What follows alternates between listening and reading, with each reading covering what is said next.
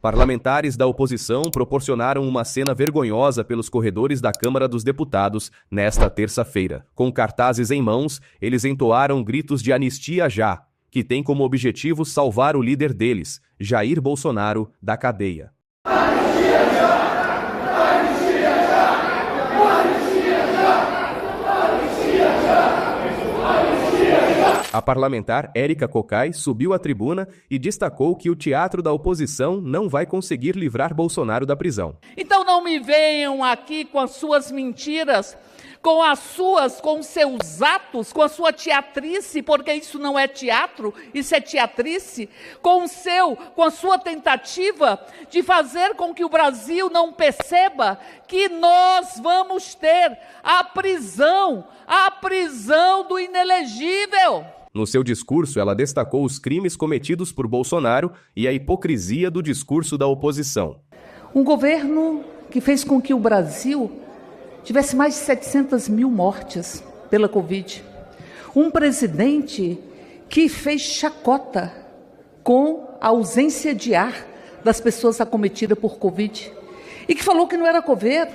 E que falou também que isso era apenas uma gripezinha. Aliás, naquela ocasião, nós tivemos parlamentares que disseram que não ia ter mais do que 900 mortes por Covid. Um negacionismo que mata e que nega também a própria realidade. Eu penso que é um desrespeito profundo com o povo brasileiro pedir a volta de um governo onde o povo tinha que estar na fila do osso, onde nós tivemos uma inflação que foi uma inflação que chegou a por volta de 26,94%, quando nós temos hoje uma inflação acumulada de menos de 10%. E neste mês de janeiro, tivemos a menor inflação para o mês desde 1994. Mas não é só isso? Nós tivemos o reajuste dos salários mínimos e o salário mínimo durante o governo anterior, ele teve um decréscimo no seu poder de compra de pouco mais de 1%. Ele não foi reajustado acima da inflação. E aqui nós tivemos o reajuste do salário mínimo de 7,5%. Hoje você compra 1,8 de cestas básicas de alimento. E no governo anterior, 1,59. É isso que eles querem de volta? Eles querem de volta o governo da inflação? O governo que o desemprego chegou a 14% e hoje nós temos um desemprego de 6,6%. Eles querem o governo daquele que cuspiu no busto de Rubens Paiva e que diz que Rubens Paiva teve o que merecia e que tinha no seu gabinete, enquanto parlamentar, um cartaz que dizia que quem busca alguma coisa assim, que quem busca osso são cachorros, aqueles que lutavam para poder sepultar os seus entes queridos, mortos como foi Rubens Paiva na ditadura militar. Por isso não dá para entender a posição de um presidente da casa que faz o gesto de Ulisses Guimarães na promulgação da Constituição e que faz uma referência ao filme que já foi assistido por milhões de brasileiros e brasileiras e que é grande sucesso de bilheteria no mundo inteiro, que lembra a ditadura, que coloca o resgate da memória, porque a forma de perenizar a ditadura é negar a sua existência, negar que o dia 8 de janeiro foi uma tentativa de golpe, é açoitar a realidade e açoitar a memória e a democracia neste país. Porque no dia 8 de janeiro nós tivemos um ataque à própria democracia que foi construído, que ele vem da tentativa de desqualificar as urnas eletrônicas. Aliás, no dia que estávamos votando aqui, o voto impresso, o parlamento estava envolto de tanques. Os tanques foram colocados durante o governo do inelegível, daqui a pouco preso Jair Bolsonaro. Nós tínhamos os tanques aqui, no dia que esta casa estava decidindo sobre o voto impresso. Mas não é só isso. Havia uma minuta de golpe, uma minuta de golpe, houve a tentativa de convencer os chefes das Forças Armadas para estar nesta aventura golpista. Isso tudo está sendo desvendado. E foi a partir de uma delação do então ajudante de ordens do então presidente da República. E aqui me vem falar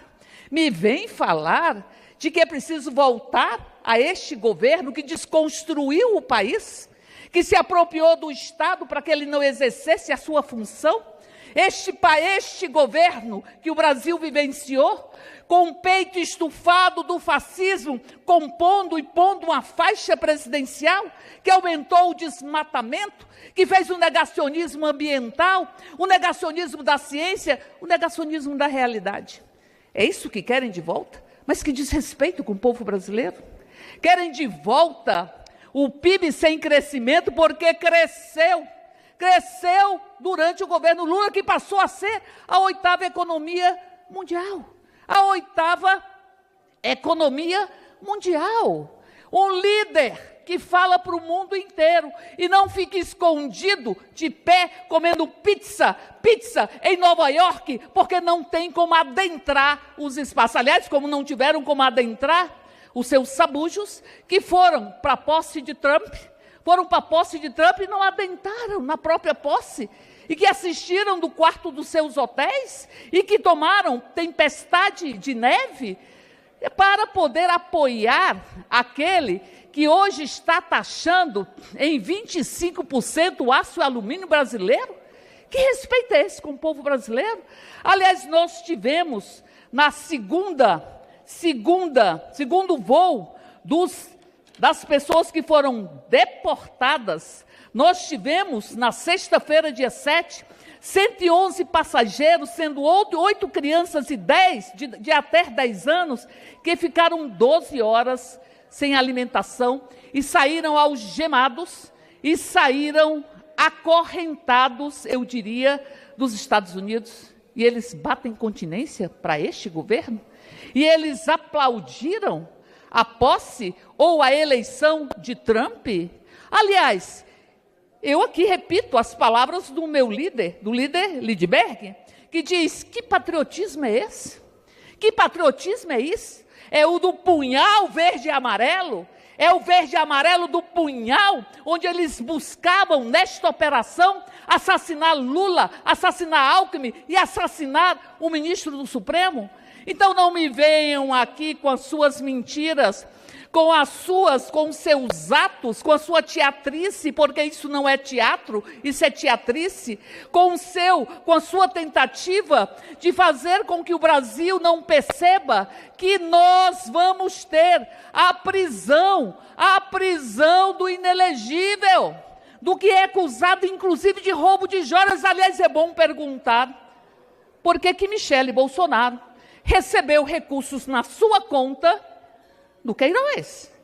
E é bom também perguntar por que tinha os recursos públicos bancando as suas próprias despesas pessoais. Então, portanto, tratemos esse país com seriedade, tratemos o povo brasileiro com seriedade. Vocês dizem que não votaram contra a diminuição de impostos, mas votaram contra a isenção de impostos para a cesta básica, para aumentar o custo da cesta básica. Por isso, eu fico com a verdade e eu fico com aqueles que estavam no Mané Garrincha assistindo o jogo, que disseram